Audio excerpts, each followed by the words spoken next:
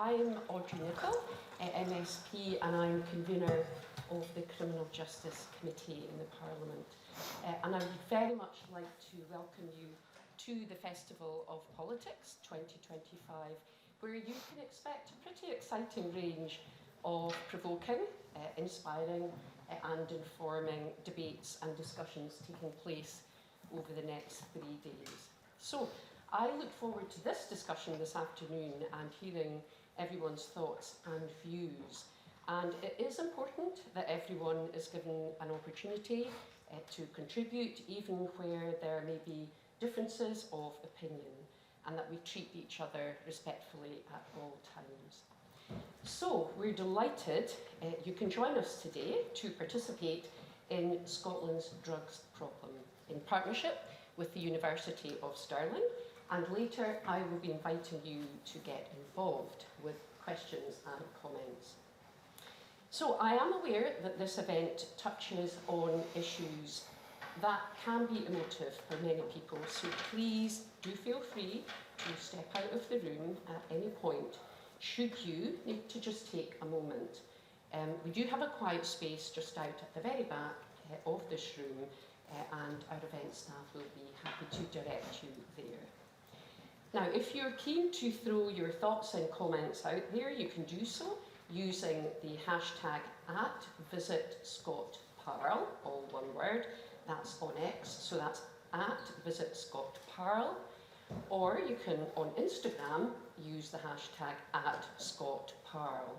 And I should also add that this event is being recorded and will be available on the Scottish Parliament's YouTube channel in the next few weeks.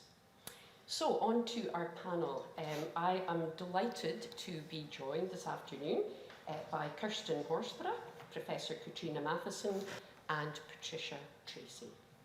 So first, Kirsten Horsburgh is currently Chief Executive Officer at the Scottish Drugs Forum, leading efforts to reduce drug-related harm in Scotland. And with a background in mental health nursing, she has over a decade of experience in harm reduction, including managing the national naloxone programme and advising on international overdose prevention.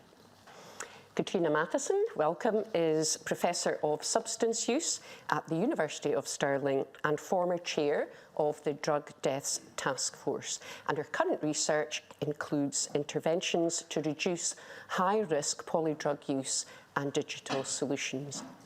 And Patricia Tracy is the head of alcohol and other drugs at Turning Point Scotland and has over 25 years of experience across homelessness and alcohol and other drugs.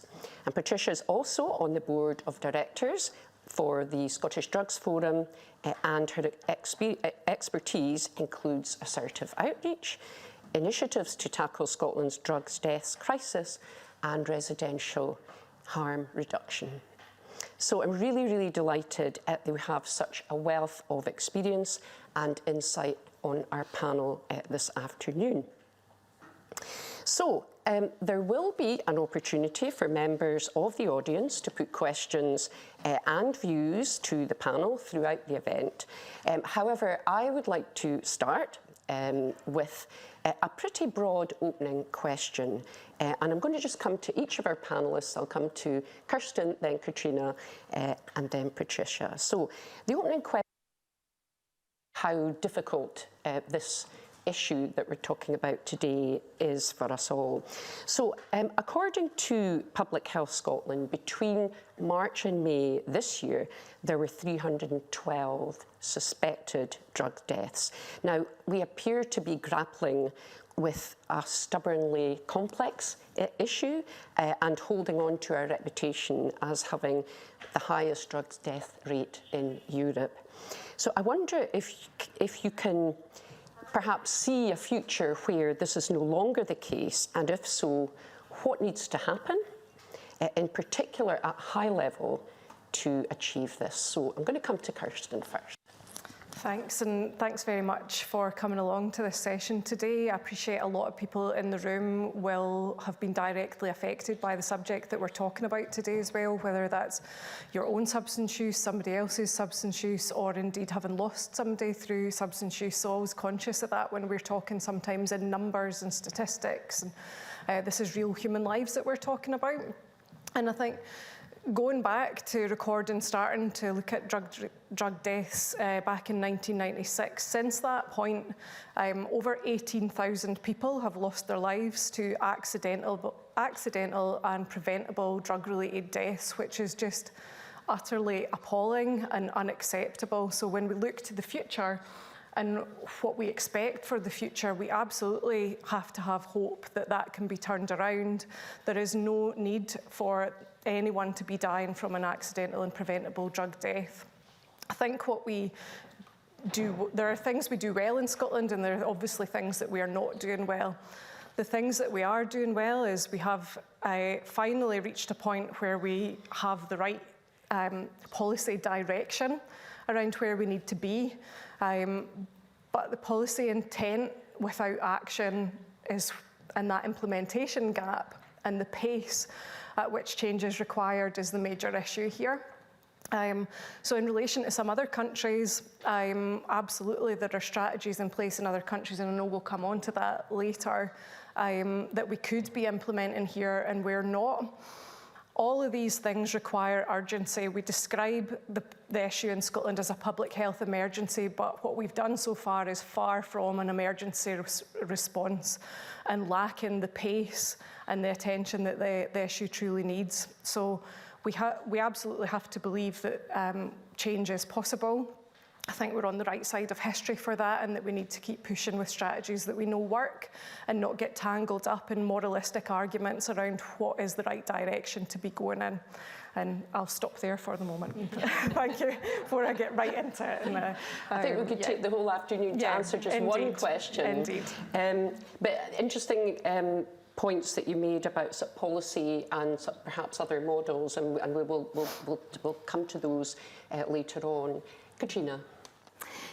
Yes, so it has been proven to be a very challenging problem, but actually we kind of knew it would be. It's a problem that's a long time in the making, and because of that, it's also going to take some time to really turn things around.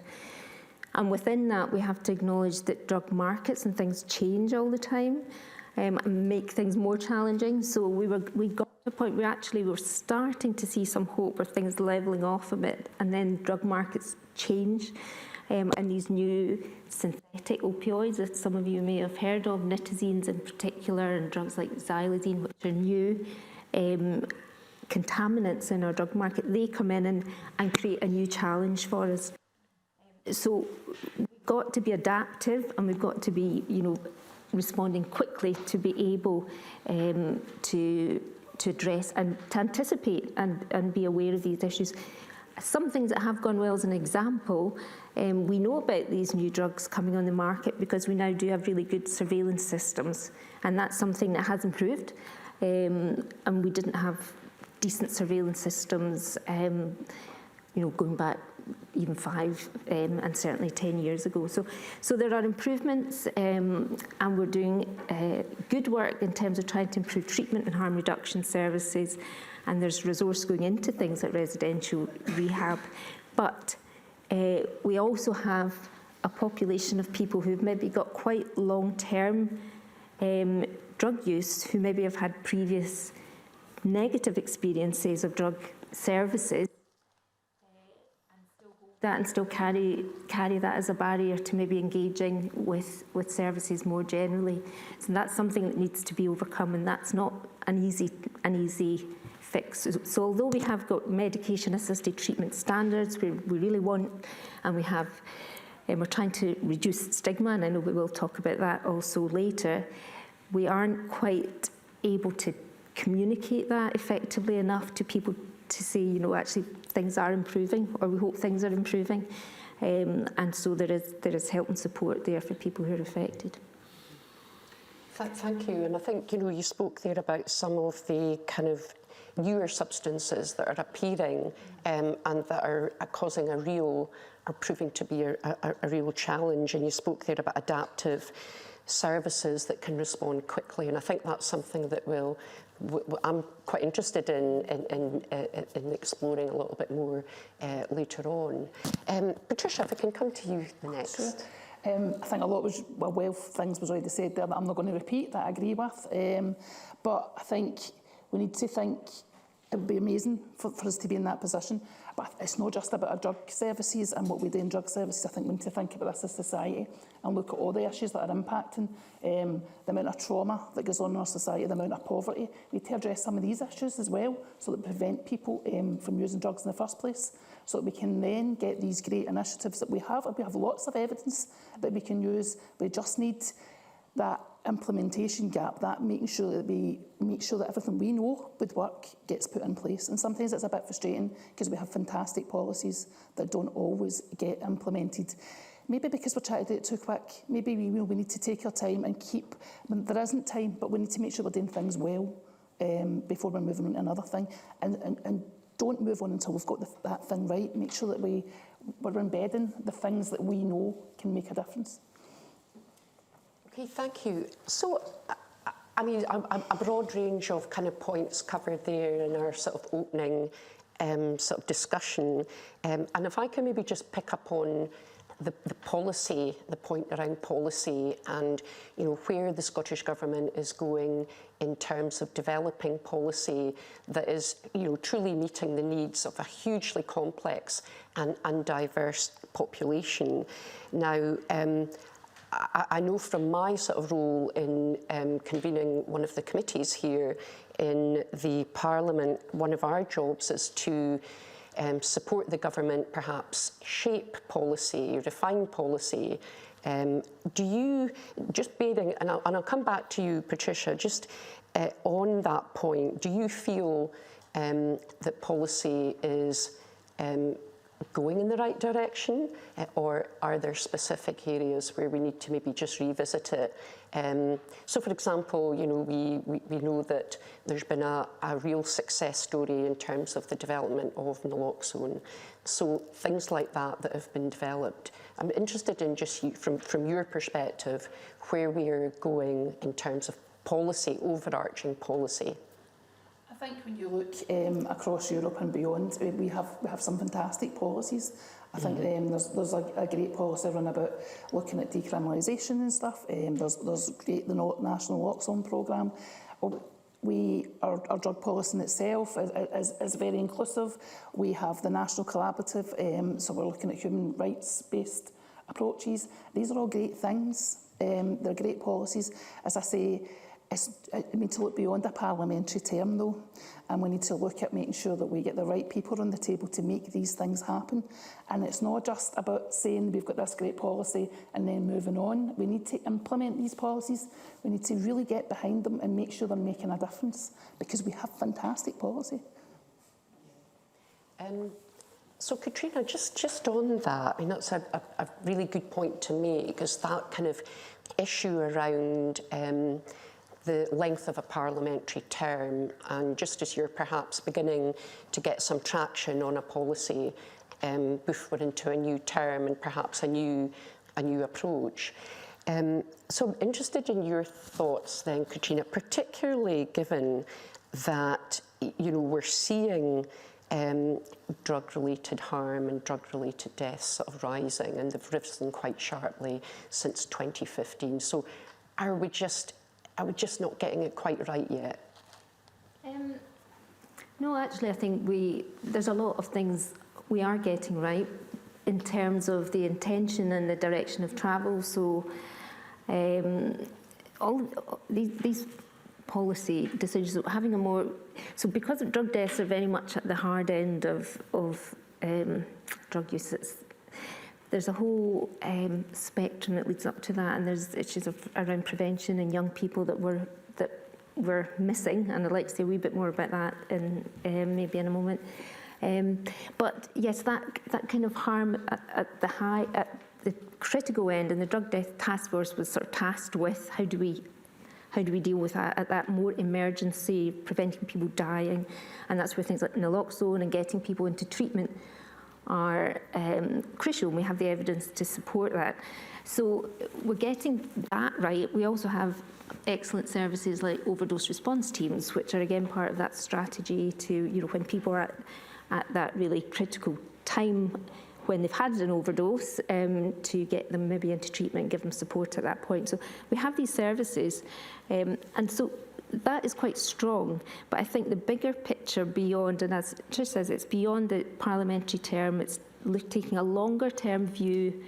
And an example of this would be people who are dying now of drug-related deaths have children and families, and their children are potentially a next generation of people with adverse childhood experiences who are then very vulnerable in some cases, often brought up maybe in kinship care, foster care, as well as losing parents. So, you know, what's been done to support this group of people? So it's taking that longer term view. Often maybe we know drug deaths are more prevalent in areas of deprivation. So how can we join up some of these things where we're looking at prevention of you know, people coming through and getting into drug use or getting heavily into drug use, or supporting them. Addressing deprivation and poverty is crucial to that, as well as this bigger package, and that's not done in a... Yeah, thank you for that. And I think maybe just for the audience's interest, I think in recognition of the way in which this issue cuts across so many different areas, if you like. So whether it's poverty, mental well-being, child well-being, even things like housing, then here in the Parliament what we've done is we have brought 3 committees together. Now, it's not that easy to do, actually, as I discovered, but when at the beginning of this current session that we're on, it seemed to me bizarre that we were trying to sort of look at an issue that just cuts across. There is no one portfolio, there's not one committee that this issue sort of can insert itself into. So we have done quite a bit of work, as you know, in the Parliament to bring the Health Committee, the Criminal Justice Committee and the Social Justice Committees together to do work on tackling drug harm and drugs deaths. And I think that is what we should have done maybe before now, if you like. Kirsten, we mentioned the naloxone programme earlier on that you've been you've led on, done a hugely important piece of work, and that's been a small piece of really successful policy. I just wonder, it might be a good opportunity just to bring that into the discussion about actually how policy can work and what makes it successful. Sure, yeah, and if there's people here who are not sure what naloxone is the medication that can reverse the effects of an opioid-related overdose. So when somebody's been using opiates, their breathing is reduced until it eventually stops if they're experiencing an overdose. Naloxone can reverse that effect and allow that person to breathe again until they receive further help. And Scotland's got a very progressive national naloxone programme. It was introduced back in 2011 when I was working as a mental health nurse in a drug treatment service. And I remember distributing the first kits of naloxone to clients that were coming to our service, and seeing the immediate impacts of that. People coming back the next week and saying, I've actually used this on my friend. And I'm like, what do you mean you've used it? Because it was the first time that we'd ever been able to physically provide something that said, with actions rather than words, we care about you and we care about whether you live or die. And it was honestly such a moment within services to be able to provide that, where there's quite often a difficult balance to get that therapeutic relationship with people around drug use services. So that was a really good tool to improve relationships as well. So basically that came from a number of recommendations from different groups. At the time there was the National Forum on Drug-Related Deaths, which was sort of advisory committee to government. There was trips to, unfortunately before my time, to Chicago, to the Chicago Recovery Alliance to see what they were doing there. They've got an amazing ethos and programme around naloxone distribution. And that resulted in some pilot projects in Scotland. Trish, you were probably involved in some of the pilots. In Lanarkshire and Glasgow and Highland. And then the decision was made to get rid of these pilots. I think that's another bugbear and frustration, these sort of small-scale pilots in the heat of a public health emergency where people are dying. Let's stop tinkering around the edges, doing pilots, and just do something when it's the right thing to do. So naloxone was a really good example of that. It was just like, right, we're rolling this out across the country. Everybody will be distributing naloxone in every area across Scotland, and also we'll do it via the prison service. So there was a really positive policy decision just to be like, right, let's get on with it. Shame we couldn't replicate that for things like safer consumption facilities, drug checking services, and these are all the things that, that we absolutely should be doing at scale. So now, I don't know how much detail you want me to go into about naloxone, because I could talk about it all day, but we have got really progressive work happening with supplying police, for instance, with naloxone kits. Police officers are quite often first on the scene of an overdose. The ambulance service are distributing it. We have a click and deliver service, so anyone here today who may witness an overdose, and to be quite honest, the chances of witnessing an overdose, even in your daily life, going about your business, walking along Princes Street in Edinburgh, of spotting somebody who's experiencing an overdose are pretty high, sadly. So carrying naloxone could be the difference from life and death. So you can contact, get online, you can go onto the Scottish Families Affected by Alcohol and Drugs website and order a kit through their click and deliver service. But the primary purpose of the naloxone programme is to absolutely get it into the hands of the people who are most likely to witness an overdose, and that is people who use drugs. They are the best first responders. They are the people who are on the scene when overdoses occur, and they want to look after their peers. So that is the primary purpose of the project. And without a doubt, if we did not have such a substantial naloxone programme, our drug deaths in Scotland would ultimately be even higher. Thanks for that. And I'm going to do a Fiona Bruce on question time, and I'm going to open this up to the audience, actually, and maybe just ask for anybody who has experience of maybe being trained in the use of naloxone, having administered it, or perhaps you're an employer and you have trained your staff in the use of naloxone. Sorry, I've just completely confused our Parliament staff. So maybe I'll take a couple of comments if they can just keep your comments very brief. So I think there was the lady in the little blue and black blouse here, and then anyone else want to just come in with a quick comment? Okay. Hi, I'm responding really to the first ask rather than the second ask. What I hear from the panellists is a great deal of faith in the policies, a great deal of support for the policies, and a great deal of frustration at the implementation of the policies. So I'm wondering really what gets in the way. And Kirsten, I heard your passion in terms of naloxone, is that right? Actually getting the go-ahead and rolling out. So what was it that made the difference between that happening and maybe the inaction or the lack of larger scale work and a concentration on pilots? What was it that was different, and how might that be replicated across other policy areas that maybe are just stagnant? Okay, thank you. Do you want to just come back? Sure, thanks. Great question. And I think it's more than a written policy on a bit of paper, absolutely. I think the difference with naloxone was that there was a substantial resource put behind it. So there was money for areas to be able to distribute it. It was centrally funded by government. And also there was accountability for it as well. So there was a naloxone advisory group. Each local area had a lead appointed. And they were also responsible for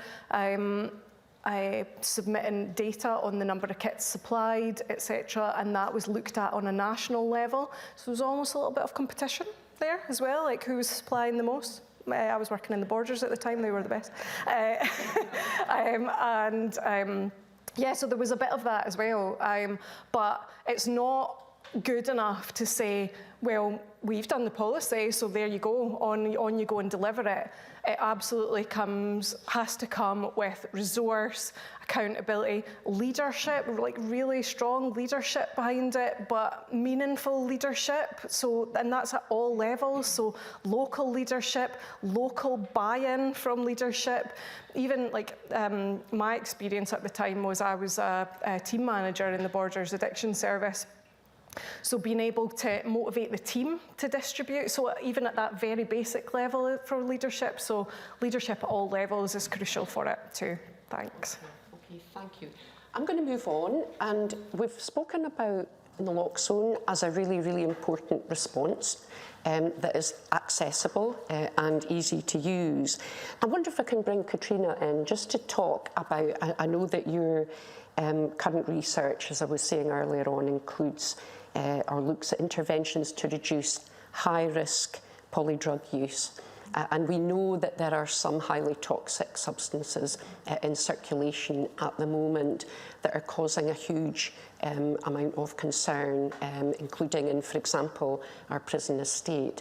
So I just wonder, just for the audience to sort of understand what that is looking like, and be interested to hear your comments on that. Yes, so I suppose it goes back to what's the treatment landscape like for people who have polysubstance use, and that's now become the norm. So going back 10, 15 years, there was more use of heroin and maybe with some other drugs like benzodiazepines. Sorry, I keep leaning forward. Affecting my mic.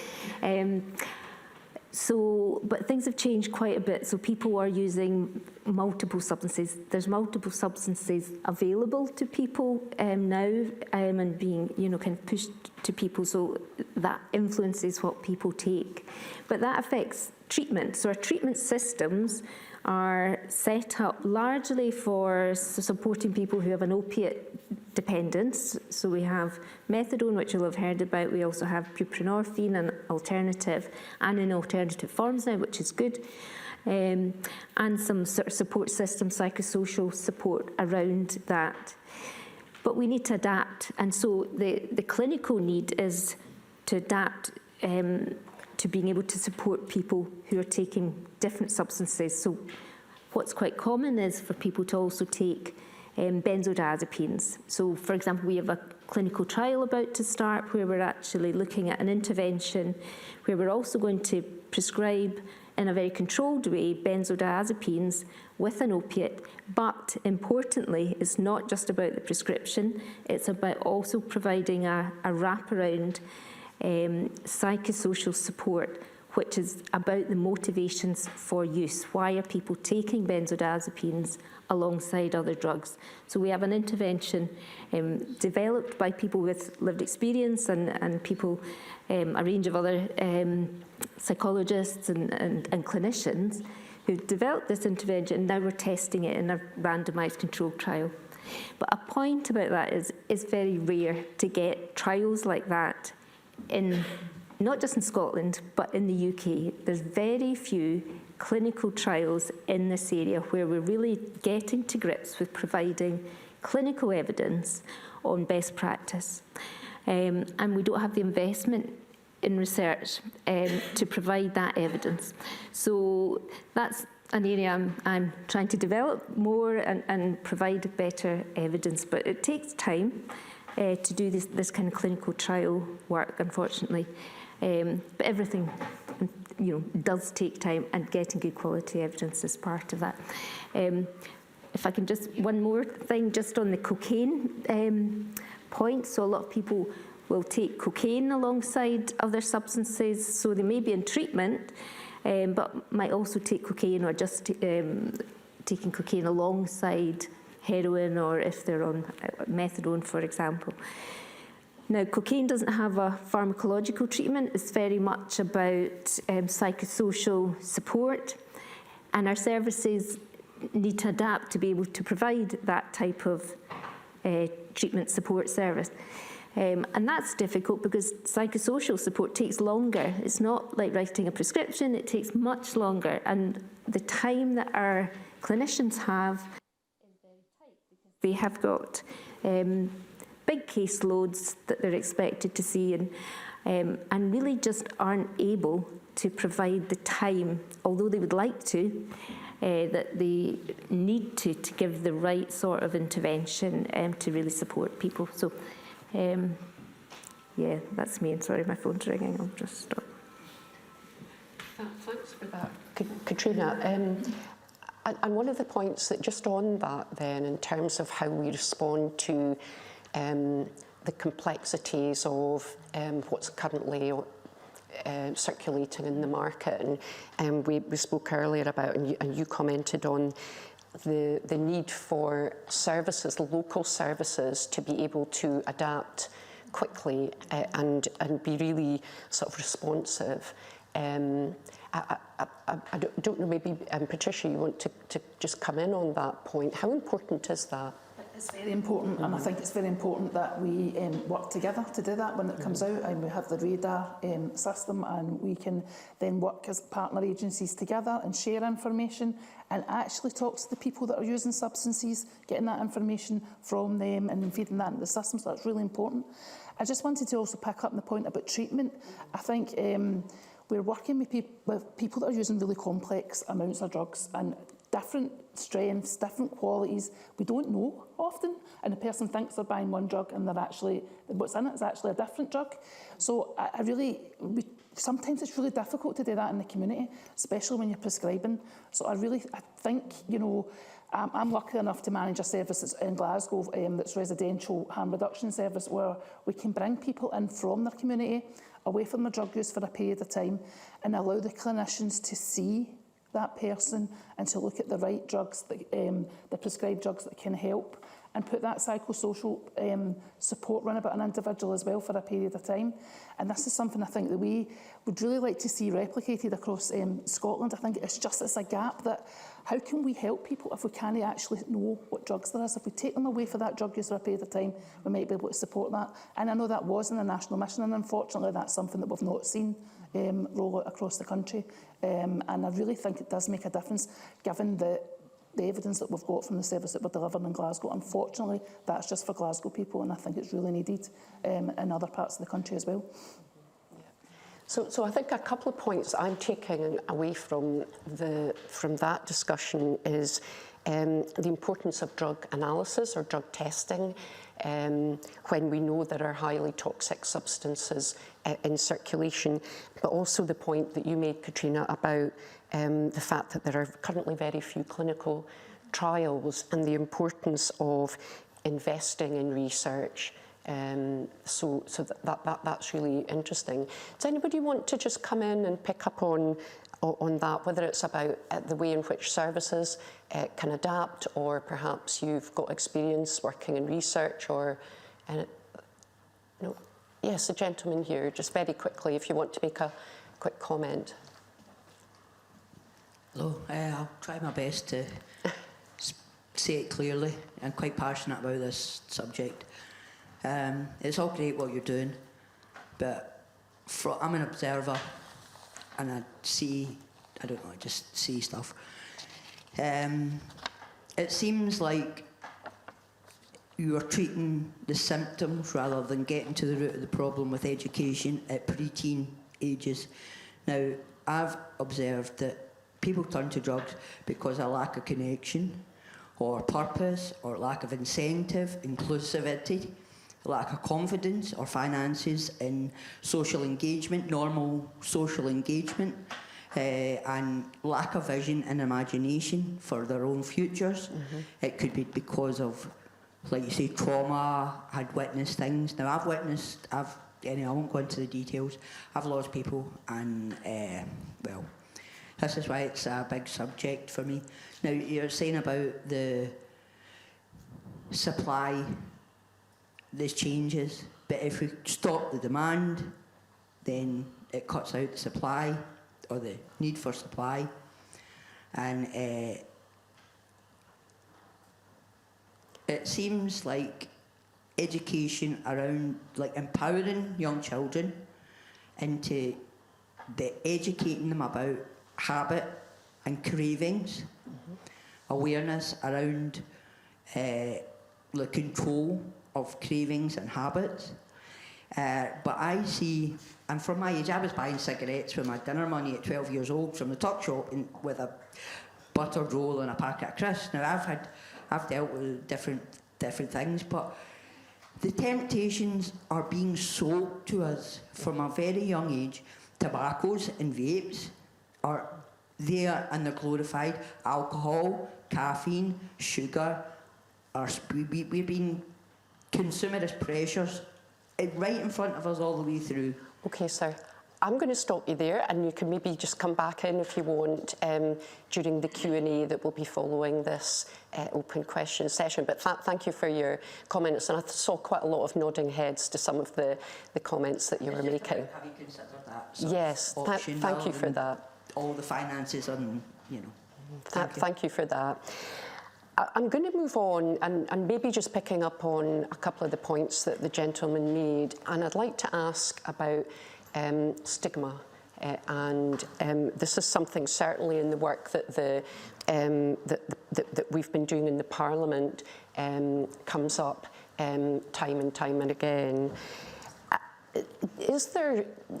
I'm interested in your thoughts on what needs to change, what cultural change do we need to see in Scotland to really address the issues around stigma that are still pervasive in all walks of society at the moment. And another big question, so I apologise up front. I'll come to Patricia first.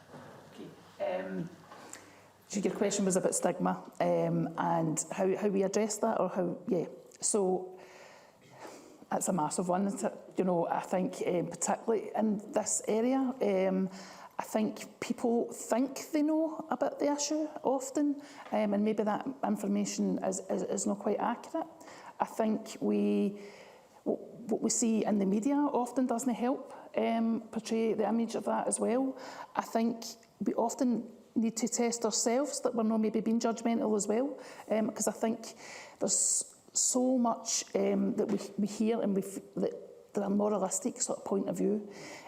So I think there's public campaigns we need to look at for stigma, but I also think just about being a kinder, fairer society would make a difference. And I think your point there was about also just resonated with me that it's if we were to be more supportive as a culture from birth or before birth, actually, and address issues and help people all the way along in their journey, then maybe that would go some way at reducing stigma, but also maybe reducing the amount of drugs that people take. Yeah.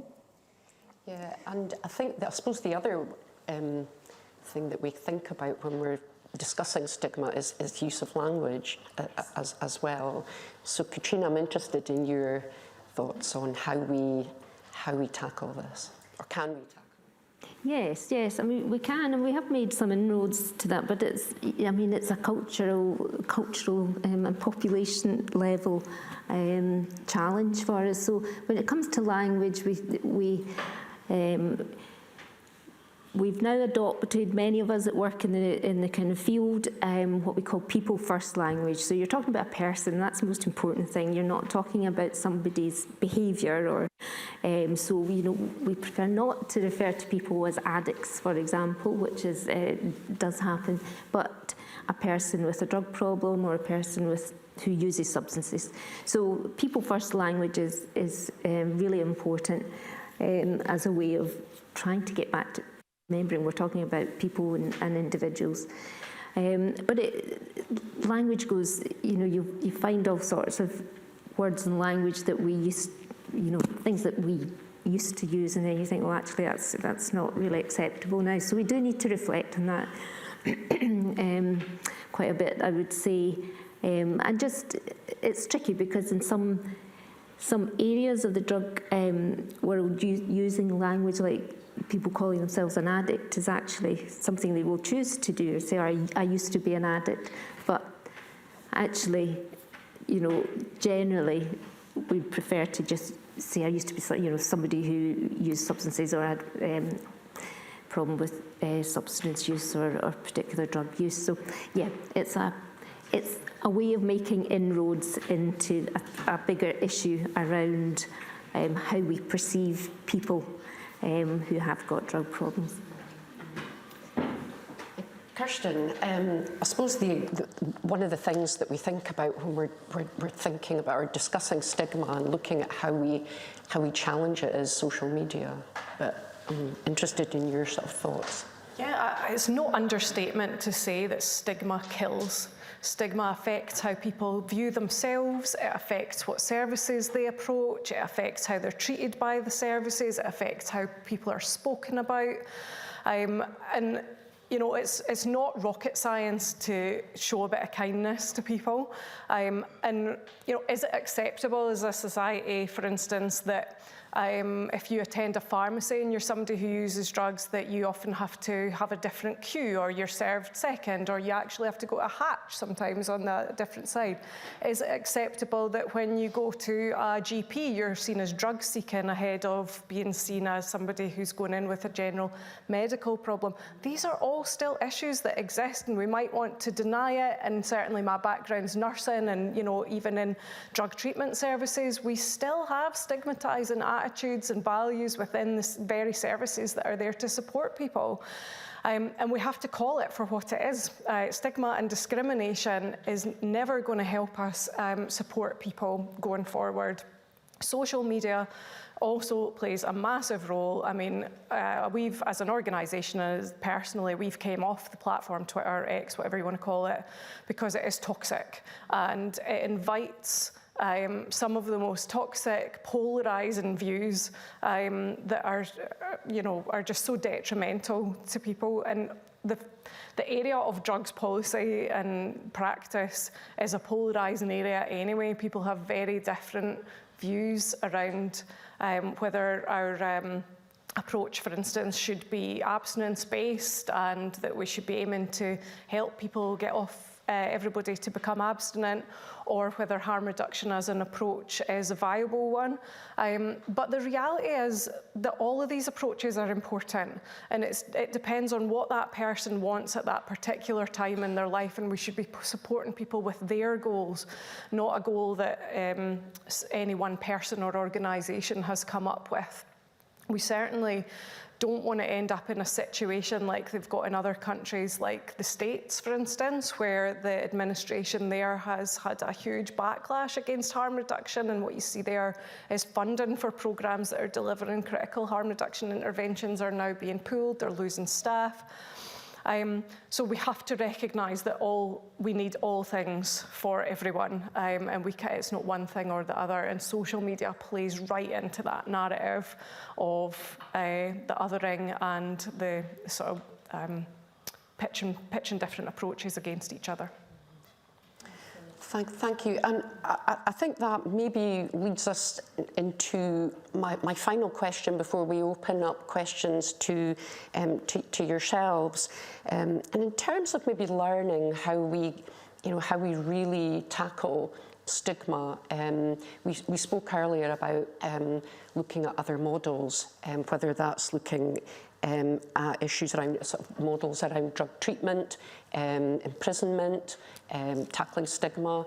So I'll maybe come back to Katrina just to sort of share your thoughts on how important it is that we consider other models and think about whether or not they would work in the Scottish context. Yeah, I mean, it's crucial to be horizon scanning and to check out what other countries are doing and where they have success. It doesn't mean you can take something or an approach, whether it's a policy level or an... It doesn't mean you can necessarily take that and bring it to this country and it'll work, because we have a very different system. We've got different legal system, we have different culture in terms of our NHS and treatment and support services.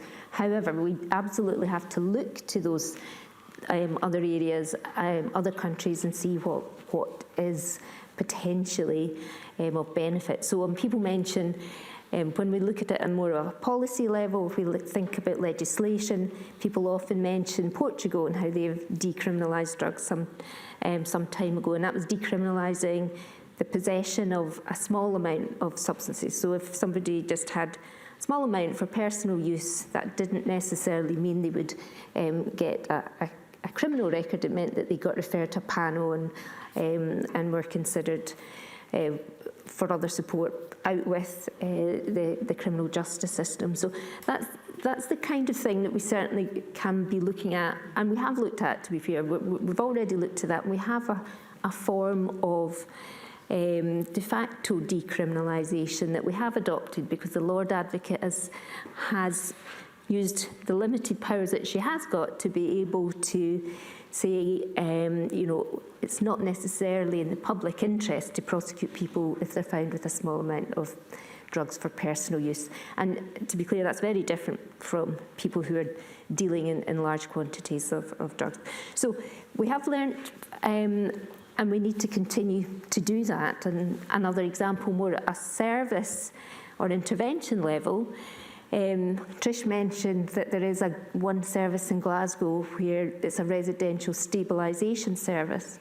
Well, in Australia, they have exactly that. So people who are really in a very difficult, almost quite chaotic drug use, where they are really at imminent harm, risk of harm and overdose, can go into an inpatient setting. It's quite a clinical setting in the Australian model, and get stabilised medically, but also psychologically.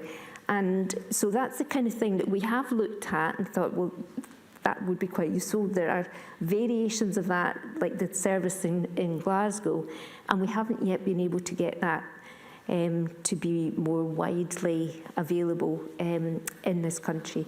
But those things are very much at, one is at a policy level, one is at a kind of service level, but we do need to be aware and looking always at what might work, but not assuming that things are necessarily going to be transferable to this country. Kirsten, last word for you before we open it up. I think there's two levels of this for me. One is about what's happening in some local areas in Scotland that is good practice that could absolutely be rolled out. So that's a perfect example of one of the things. The other things would be things like the drug consumption facility in Glasgow and the heroin assisted treatment programme. So we do these small little things in different areas. The rollout is the issue. So, we should be having that in any area that would benefit from these facilities in Scotland, and we don't have that. The other thing is, internationally, it's absolutely right. There's pockets of good practice, again, internationally, so there'll be decriminalisation or different models. So in Canada, they're developing a safe supply model of providing people with the pharmaceutical grade equivalent of the drugs that people were using. So there are lots of different things, but no one country has pooled everything into the one place. So it's like we're all doing these little bits of things everywhere, and nowhere has actually pooled it all together to have like a full country model approach. So whilst some of the things, you're absolutely right, wouldn't be able to be exactly replicated, there are variations that could be applied, the same principles, safer housing models. There's examples of high tolerance housing. I always say that the wrong way around. High tolerance housing, where basically there's an acceptance that people are using within the hostels and homelessness services that people are providing, but it's done in a safe way so that people feel able to approach staff or to get help if something goes wrong.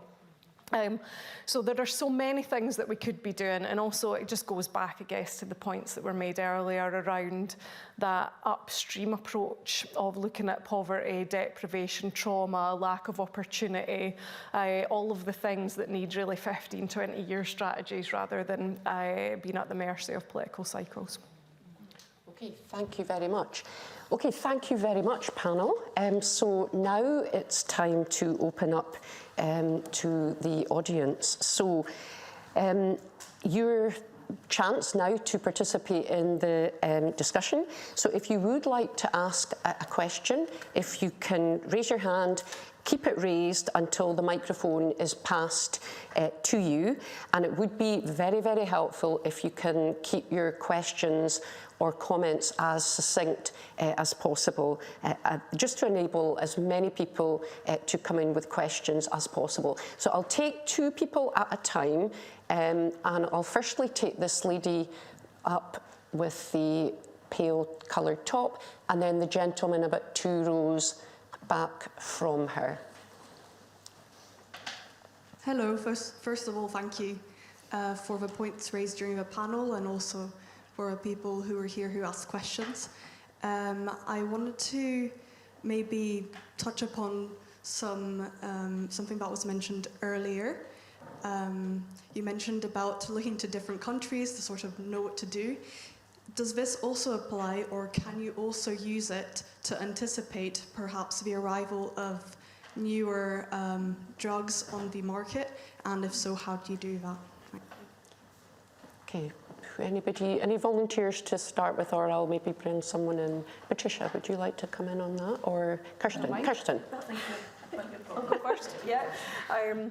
Yeah, it's a great point, thank you. And I think it's highly relevant to what we're seeing in Scotland just now, because when we look at other countries like the States and Canada, people will be very familiar with the fentanyl crisis that occurred in these countries, and was introduced in a very similar way to what we're seeing now in Scotland with the introduction of a group of drugs called nitazines, which again are really potent opioids, much, much stronger than the heroin that people are used to using here.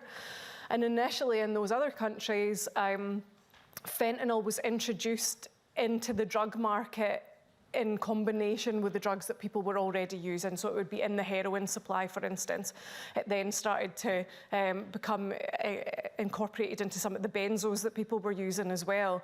And now you wouldn't see heroin in those countries, or oxycodone, or whatever else people are using. It would generally be fentanyl would be the main drug. And we are seeing that emerge in Scotland with nitazines. So at the moment we are seeing nitazines appear in the heroin supply. We've also had note of that in some benzodiazepines, and people do not know what they're taking. That's the whole problem, that you can give the message to people, don't mix drugs, but actually some of the pills or powders that people will be using might have 4, 5, 6 different substances in the one thing. So without drug checking and people being able to have that autonomous approach to their drug use with a bit of insight into what they're using, it's very, very difficult and dangerous for people. So there is definitely learning from those countries. Some of the frustrations that I have around the rhetoric around this is, oh, what will we do when, just in case we get fentanyl, or indeed nitazines in terms of which we are.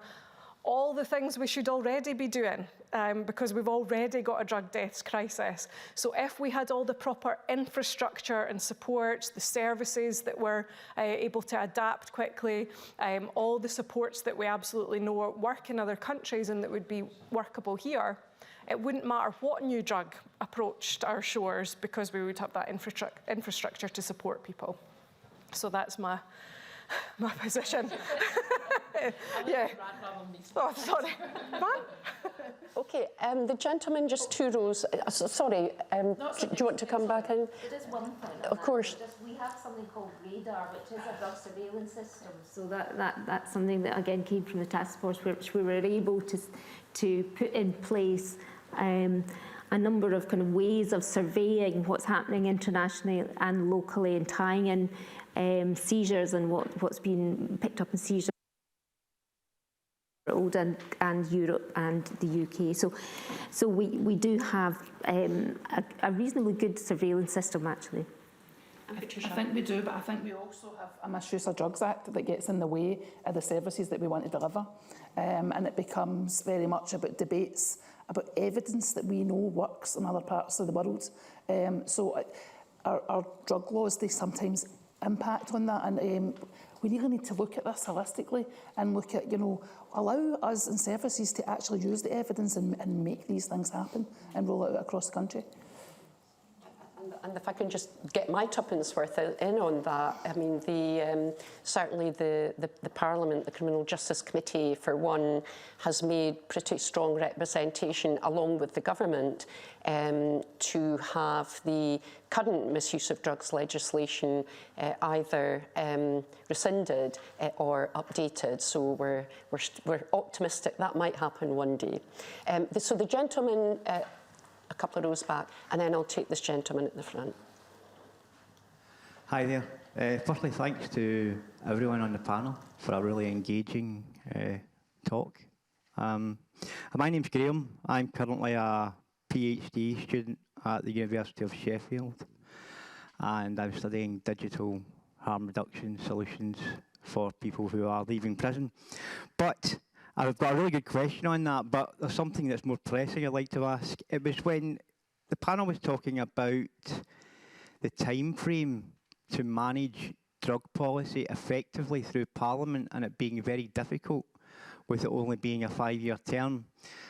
And thinking about how do we manage to implement drug policy effectively over a longer period, do the panel think that this is a perfect opportunity to get some kind of cross-party agreement where we can see drug policy being implemented effectively, for example, over a 10-year period, and that would be the length of 2 parliaments? It just seems like a very good opportunity to investigate something like that. I just wonder what you guys thought. Maybe one for me, actually. Thank you for raising that point. I mean, it's difficult. 5 years seems a long time, and a sufficient amount of time for policy to be developed or a bill to be passed, and then legislation enacted from that. But the reality is that it can often be a very short time. I think in this particular space that we're discussing, I believe that there is a common approach that we want to turn the tide of drug harm and drug deaths. Political parties perhaps have different views on how you do that.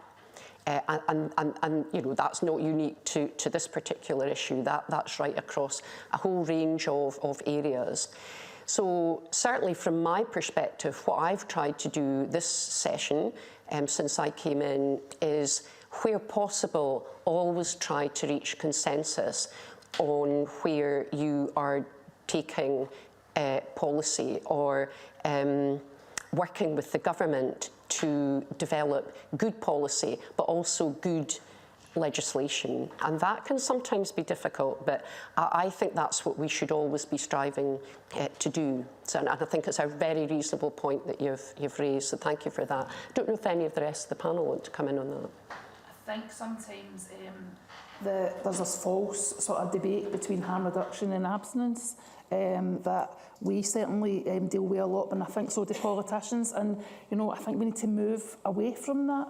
You know, we need to look at what works for individuals, and lots of different things work at different points in time, rather than getting bogged down in a debate that actually gets in the way of implementing good policies.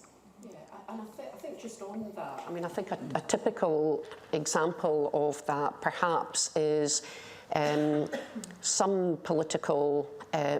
people take the view that approaches to tackling drug harm should be punitive or more punitive than other parties want. My party very much supports a public health and harm reduction approach. Now, it is absolutely right that there is a punitive element to any legislation and any policy. That's absolutely right. But I suppose in many ways it's about the balance that we want to see, which allows us to do what we all want to do, and that's reduce drug harm. So thank you for your question. I mean, the gentleman in the T-shirt at the front, I don't know if you still want to ask a question, and then this lady on my right. Okay, hi there, my name's Charlie Hackett. I'm just interested in, you spoke about drug testing would that be a low-cost implementation to bring in throughout Scotland into railway stations, hostels, etc.? And my other question is, since it's about politics, what effect has the UK government had on the holding back of drug policy in Scotland? Okay, thank you. So drug testing, Katrina, do you want to come in on that? I'll do that and let someone else do the questions. So yeah, drug checking. So this is where actually people have drugs and they want to just check what it is, before they maybe take it. So that is something that can be done locally. It can be done in harm reduction services, could even potentially be done in community pharmacies or, across the country. It is done already at festivals. You get drug checking in some festivals. So the technology is there, the will is there in terms of people providing the service. There are some challenges in that you have to work out what you're going to do with drugs. If somebody says, well, they don't want to then, if it tests positive, what do you do with that substance? But those things can and have been overcome already. So there is proposals in for drug checking in 3 different sites in Scotland, and they've been those proposals have been made. It must be at least 2 years, and there's not. The progress is just glacial, and for all sorts of reasons that we probably don't want to kind of get into. But that's where it's a real frustration, because we know that's something that we could do locally. Check what is actually, especially now, because actually since that plan for drug checking went in and those proposals were made, the drugs market has changed, and we've got this new influx of potent synthetic substances. And had we had drug checking locally in place, we could also have picked up and be able to, on a one-to-one local basis with people who we know have got these substances in their, whether it's powders or pills or whatever, you could do some harm reduction and prevent some harm with people there and then. So it's a real frustration that we don't have drug checking. Patricia or Kirsten, do you want to come in at all, or quite happy? On that bit or the next bit? Yeah. Yeah. And the next bit if you want. Might as well. Might as well. So I absolutely agree. Drug checking would be, such a beneficial thing for people to have. There's really good examples. I really like the work that happens in New Zealand. They've got mobile drug checking. They take it out to services. They can do drop-ins. They have static sites. They go to festivals. They go everywhere. And the knowledge that they get from that, but also that the person that's about to use the drugs gets is life-saving. On the UK government question, I am so glad that we don't have the UK drugs policy in Scotland, because it is draconian compared to the drugs policy we have in Scotland. And whilst, with all the caveats around implementation gap and everything that we have here, the UK government still have a big focus on enforcement, and it's a very punitive approach compared to the policy intent here. And Trish made the excellent point earlier around the Misuse of Drugs Act and how that is prohibitive in terms of a lot of work that we want to take forward here. And it's now it's nonsensical that still exists in that format. I mean, some of the ridiculous examples from it would be, for instance, there's been such a huge increase in the numbers of people using crack cocaine in Scotland, yet because of some wording in the Misuse of Drugs Act, harm reduction services are unable to provide safer inhalation devices for people who are smoking crack. Because of that, it's just so silly. So it's really preventative in terms of tools, equipment, and engagement that we would be able to do with people on a much better level. And obviously there are very different opinions from the UK government compared to Scotland in terms of that compassionate approach to drug use when it comes to things like safer consumption facilities, for instance. There is absolutely no desire at all from the UK government as it stands to introduce those facilities. So it's just so unhelpful. Thank you. Patricia, do you want to? I think we've covered it. Okay, thank you very much. The lady over here. couple of questions, but one's for you, Audrey, so I'll give you a heads up. So we know political cycles, we know these are societal challenges that are longer than 5-year term. We know we're going to election, and therefore things will slow down. And we know people are standing down who are conveners of committees. So how does that work from those delivering frontline services, from how do you keep that momentum in Parliament if you're handing over from a convener perspective? And then my other question is, obviously following on some stuff said about nitazines coming in, increased use of crack cocaine, I'm just interested, we've heard about prevalence of areas of deprivation, but are you seeing any regional trends or outliers? And is there anything, particularly between like urban versus rural, that you're seeing currently in sort of 2025? I'd be interested to know. Okay, thank you for the question. And you're right, I am standing down in May and will very much miss this area of work because there's still so much to do. I think we've achieved a bit, but there is a lot to do. What I would say is, and again, this is really just from my own experience, so as an example, so when I came into the convener role of the Criminal Justice Committee, what normally happens is that the previous session committee prepare what they call a legacy report. So it outlines lots and lots of information about the work that was done in the previous session. And, you know, the spirit of that obviously is to try to ensure that that work continues and there's a bit of a sort of seamless transition, in theory, into the next session. And I think that's absolutely the right thing to do. You can't have a system where every 5 years everything just changes and this is dropped and that's forgotten about, and that's not making good law, it's not making good policy, it serves nobody.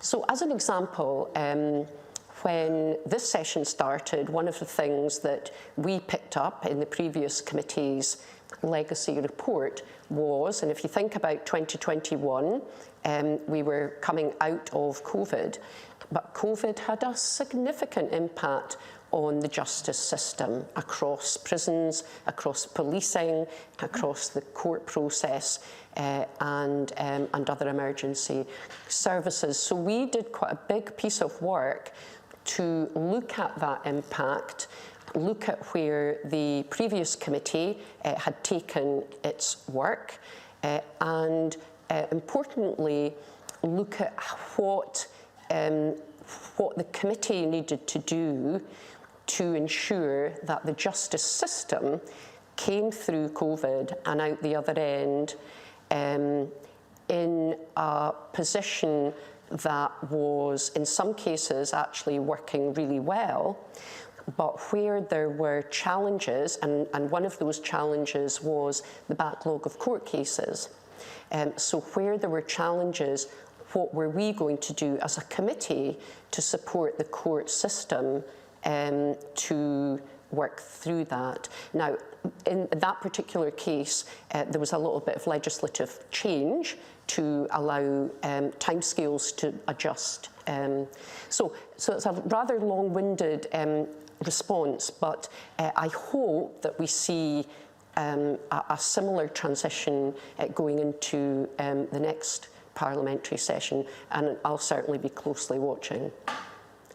Okay, thank you for those questions. Whether you want to come in, Katrina? Yeah. The second part of your question about areas that there might be differences. So for the nitazines specifically, I can tell you from police seizures that the northeast, yeah, is an area where is the highest area in terms of Scotland for nitazines, and only Manchester, UK-wide, has got higher. So you're nodding as if that's not a surprise. So yeah, unfortunately.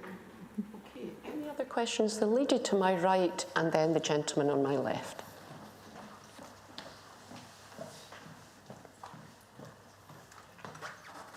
The German government recently partially legalized cannabis and arrived in reality. Is this something that the UK government will contemplate as well? I wonder if we'll maybe just ask you to just repeat that. I didn't quite catch the beginning of it. Sorry, I think the mic was a wee bit. The previous German government partially legalized cannabis consumption for recreational purposes. Is this something that the UK government will contemplate as well down the line? I don't know if you want to come in on that. I'm not sure that we know the answer to that question, actually. Well, Okay. we don't. Kirsten. But I think, you know, the way things are going with the UK government, I would find it highly unlikely that they would go down a decriminalisation route. Could Scotland do that? I mean, Katrina mentioned earlier about sort of de facto policy that's in place at the minute with recorded police warnings for small amounts of possession for individual use. Question how much that policy's actually come into fruition in practice. But it was a big change. It was quite a big moment there to make such a significant change. So there's perhaps more potential for that in Scotland than there would be in UK, but again it would come down to one, what the Lord Advocate felt was within their gift to be able to change in Scotland, and also any adaptations or removal of the Misuse of Drugs Act going forward. But I would not imagine that that is on their horizon as a priority area in UK government, unfortunately. And you were specifically interested in decriminalisation as opposed to delegislating? No, well, partially legalisation of cannabis for recreational uses. Yeah. I mean, I didn't even mention legalisation because I just feel like that's so far removed from their thinking. Yeah.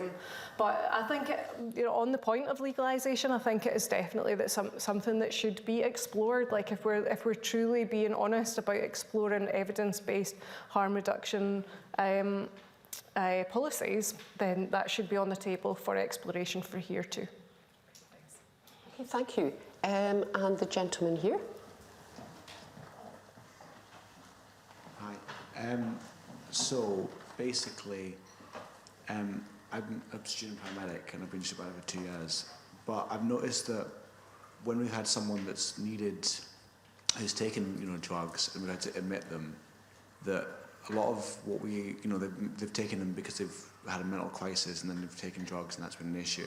But then when you take them, you can only really admit them to A&E, and then A&E is just kind of leave them to detox, then we can start the whole process, and that doesn't really, it kind of delays the treatment, and it makes people, I've had patients who, we've said to them, we're going to have to, we'll admit you, but they just kind of walk straight out, 5 minutes, and they go, well, I don't want to stay here because I'm just going to sit for, 8 hours and then detox, and they just go, I'm going home, thank you. And it really makes it a lot harder for ambulance crews to know how should we operate. So I wonder if you guys have any plans on changing that pathway of admitting to hospital services. Okay, thank you for the question. Katrina, do you want to come in? Yeah, so there, in some hospitals, and again this is where things vary quite a lot across the country, that there is people based in the hospital, nursing staff who are a drug and alcohol team, who their role is exactly to do that, to link up with people who come in, often through A&E, and have a drug or alcohol problem, and they can then provide that support because that's their specific role, and then try to make links into the community so that when they're not just walking out and they're not just going back, and linking in with support systems. Now, for example, we had a really good drug and alcohol service in the hospital in Aberdeen, and the funding was stopped. So, that's the challenge, the ongoing challenge, because, there just funds, decisions had to be made about funds in the NHS Grampian, and that was something that got cut, and that was a crucial service. So that's a type of service that is really important because it takes the burden off the medical staff and nursing staff in A&E, and has a dedicated team who are trauma informed and know all the connections with the community services. So it's happened, it does happen, but it's a fragile sort of state of. Okay, thanks, Katrina. I'll Kirsten. maybe just add about the, so yeah, you're absolutely right. You know, say for instance, somebody's had an overdose, the paramedics arrive, a person's had treatment, maybe somebody's given them naloxone before the paramedics have arrived, or they get it when the paramedics are there and the person's come around. It's so prevalent that people don't want to go to hospital for a variety of reasons. One, because they don't feel they need it. Two, because they know how they'll likely be treated when they go. And also, like you say, if you know, somebody's going in there, going to have to wait hours. People are, if somebody, for instance, is heroin dependent, then they'll be concerned about being left in withdrawals and the care that they would get from that. So the ambulance service have adopted a variety of different models. Some of that work started through the Drug Deaths Task Force, which was about providing take-home naloxone to people. But also there's a subsequent part to that where there is a near-fatal overdose pathway in a number of areas. And Trish, you probably know more about that, so I'll maybe pass to you just to explain what that is.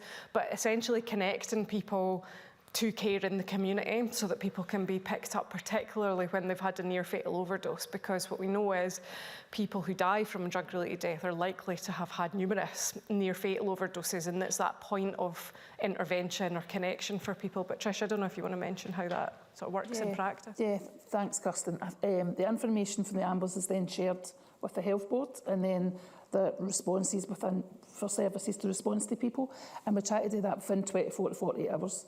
And where the evidence that we've found from a lot of the evaluation and stuff we've done, although this is not consistently rolled out across Scotland, is to do that in the evenings and weekends as well, not just during the day, because often that's when we reach people. So that information will come into a team, and we will then prioritise people and go look for them. And you know, that might be a couple of times a day that you go look, you go chat their door at 10 o'clock in the morning, then again at tea time, then in the evening, until we find that person. And you know, and actually, some of the criticism of that was that people wouldn't want you to come to the door, they wouldn't want them to look for.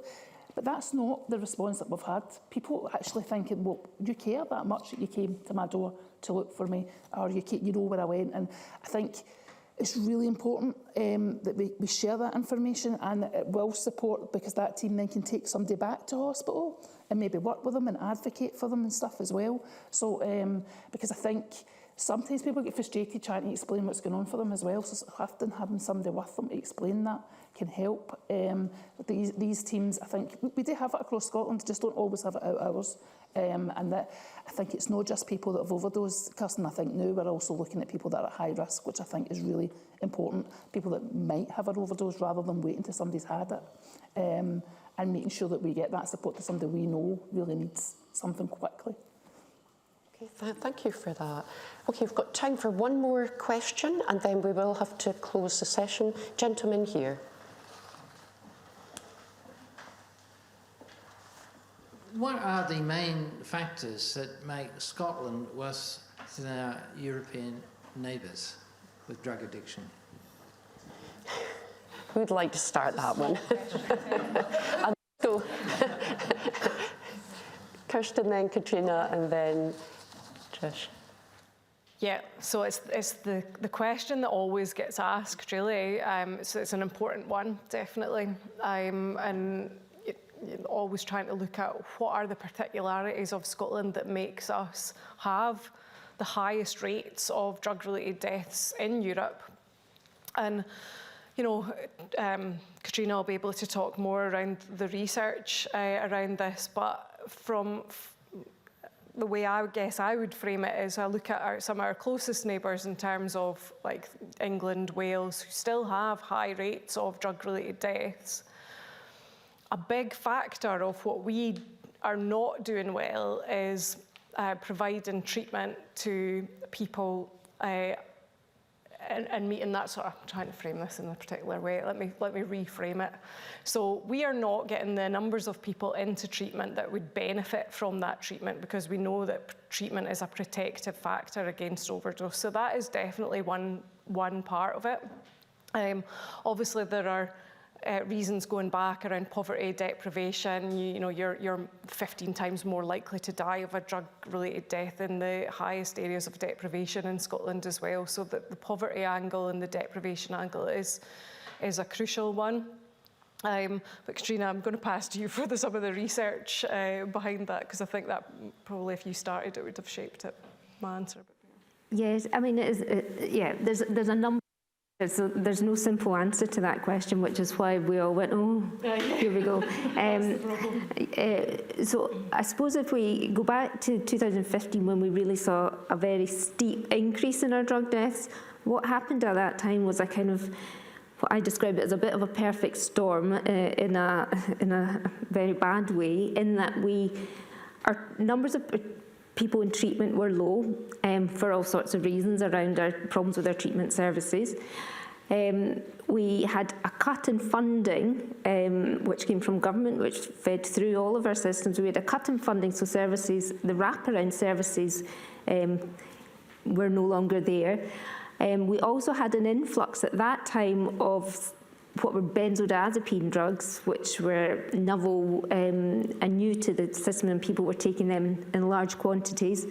And that really kind of fueled our increase in drug deaths. And in Scotland, we do like our benzodiazepines, we do like we like our alcohol, or we like our combinations of sedative substances. So, but this is against a backdrop, really, of where we have people who've been using drugs for a long time. There is a group of people talk about an ageing cohort, and then other people say, oh, it's not about an ageing cohort.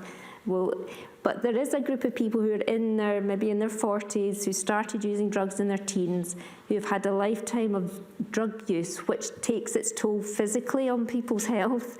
It really does. And so you've got the physical vulnerabilities alongside this combination of not being in treatment, not being protected, and then other substances come on, and that is what has kind of fueled our increase, and it kind of let the lid off of a problem that we are now struggling to get back under control. Thank you. I think we do have a major problem, and you know we are, you can see the leaders in that. But I think we recognise we have the problem, so we are looking at recording systems. You know, we've got good recording systems. We face it, you know, and I think that, you know, all these issues that you said were right, but also we want to do something about this. We recognise it, and sometimes that's not always the case, and it's not always recorded in the same ways and stuff. So I think, you know, all these issues are really difficult. All these the different things run about trauma and poverty, but I don't see that being different in some of these countries either. So I think it's about how we're responding, and we need to really stop this false debate and really get alongside people and make sure that we get the right services to individuals, and then we can start seeing that coming down and try and prevent other people from getting into that situation as well. Thank you very much. So I think we're just moving to the end of the session. Thank you all for your questions. They've been really interesting. But before we close, I'm going to ask each of the panel members maybe just to sum up their thoughts and reflections from the discussion today. I feel you've almost just done that, actually, Patricia.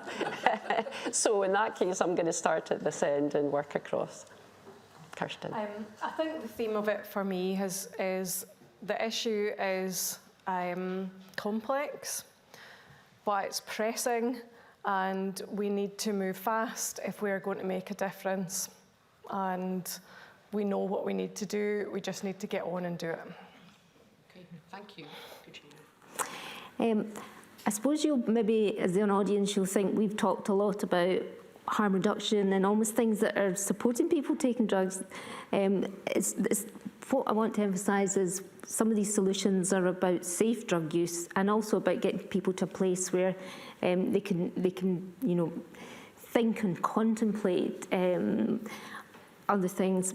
But the crucial thing I want to get across that we haven't really touched on, so I suppose I'm talking more about the gaps of what we've not discussed much, and it's the gentleman in the audience also raised the point about our young people, and I did say something about this at the start, but we do need to think about prevention, and we do need to focus on young people. We know who's vulnerable, we know what drugs are out there. We know all the challenges, we know the risks, so we need to really think in a joined up way, without too many committees. Sorry, Audrey, but sometimes committees are not helpful when they talk and don't act. And think about how we intervene with young people to stop the progression into what we now have as people who have entrenched and really challenging problems. Can I just add, I think we should really need to listen to people that are using drugs and people that are previously using drugs and people that work in services. I think, we have the great policy documents. Let's see how that is actually trickling down. Let's actually assess that rather than moving on to another policy. Let's talk to the people that it affects and let us influence that and work together without any false debates. Just get on and get it done. We have evidence. We know what works. Just let us get on and get the help to people that need it when they need it. Thank you. I completely agree. There's just so much we haven't touched on today. It's impossible to cover everything in real sort of detail in an hour and a half, but hope that today's discussion has given you some things to think about and take away and reflect on. So thank you all very much for coming along today and making your contributions, and particular thanks to our panel, Kirsten Horsburgh, Katrina Matheson and Patricia Tracy, for their very insightful contributions, and also our partners at the University of Stirling. And I'd also like to thank our BSL interpreters, Robert Singer and Beth Malcolm. So can I also remind you to complete our survey by using our QR codes, or just ask one of the festival assistants for a paper copy of the feedback form. We really do appreciate your comments and thoughts so that the festival event can be even better next year. Can I also take this opportunity to remind you that there are lots of other festival events taking place until the close of play this Friday. These include an in conversation with Clive Myrie at 5:30 this evening. Then there are panels on the rise of misogyny, Gen Z and politics, and another in conversation event with Maria Alyonkina from the art collective Pussy Riot. So lots of different things for you to join. So I do hope that you're able to join the Festival of Politics either at more of the events this year or again next year. So with that, thank you again to everybody and enjoy the rest of the festival. Thank you.